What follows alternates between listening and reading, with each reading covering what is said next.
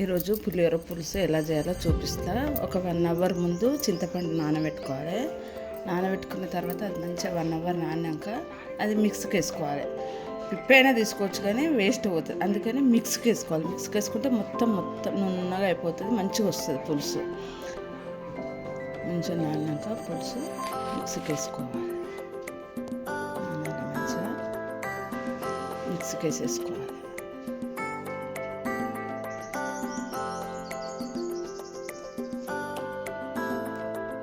మిక్స్కి అయిన తర్వాత గిన్నె పొయ్యి మీద పెట్టేయాలి. అది మంచిగా మిక్స్ అయింది చూడండి.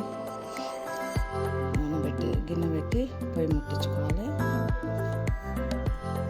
కొంచెం ఆయిల్ వేసుకోవాలి. ఆయిల్ మీరు ఎలా చేస్తారో మేమైతే ఇలా చేస్తాం.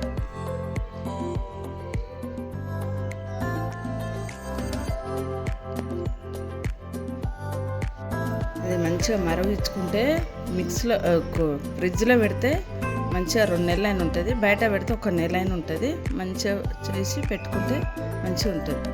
మేమైతే ఎప్పుడు ఇలా చేస్తాం. వేయాలి, కొంచెం నూనె వేడైంది, వేస్తున్నాం. పోపు గింజలు వేసుకోవద్దు, జీలకర్ర ఆవాలు వేసుకోవద్దు, ఎందుకంటే అది అలాగ పోపు పెట్టి పులిహోరలో కలుపుకోవాలి. ఇందులో వేస్తే మెత్తగా అయిపోతుంది, అందుకని ఇందులో వేసుకోవద్దు. అలాగ పోపు పెట్టి అల్లం వెల్లుల్లి పేస్ట్ వేస్తున్నా. కొంచెం అల్లం వెల్లిగడ్డ పేస్ట్ వేస్తే అది కొంచెం వేడైన తర్వాత ఈ పులుసు అందులో పోసుకోవాలి. పులుసు అందులో పోసేసుకోవాలి. అందులో పోసి మంచిగా వాటర్ వేసుకోవాలి. కొంచెము మంచిగా వాటర్ వేసి మంచిగా ఉడకాలి. ఒక గిన్నెడు పులుసు అయిందనుకో ఆపు గిన్నెడు అయ్యేంత వరకు ఉడికియాలి. మంచిగా ఉడికియాలి, మంచిగా కలుపుకోవాలి. మంచిగా కలిపేసి కొంచెం జీలకర్ర మెంతుల పొడి వేసుకోవాలి. జీలకర్ర మెంతుల పొడి వేసి ఉప్పు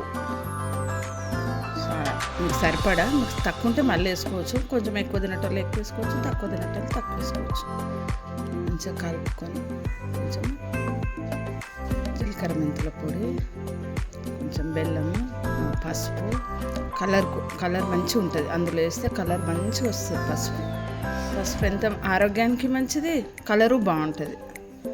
పసుపు ఆరోగ్యానికి గిట్ట మంచిది. మంచి పసుపు వేసుకోవాలి. పట్టించిన పసుపు వాడుకోండి. మీరు గిట్ట పసుపు కొమ్ములు తెచ్చి వాడుకోండి, పట్టించుకుంటే బాగుంటుంది.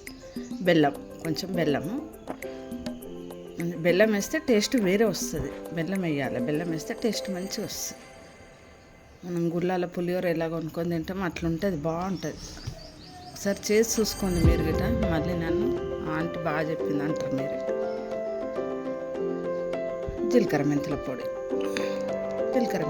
వేస్తున్నా. జీలకర్ర మెంతుల పొడి వేసి మంచిగా కలుపుకోవాలి. కొంచెం వాటర్ యాడ్ చేసుకోవాలన్నా, గట్టిగా అయింది. వాటర్ వేసి మంచిగా ఉడికిస్తా.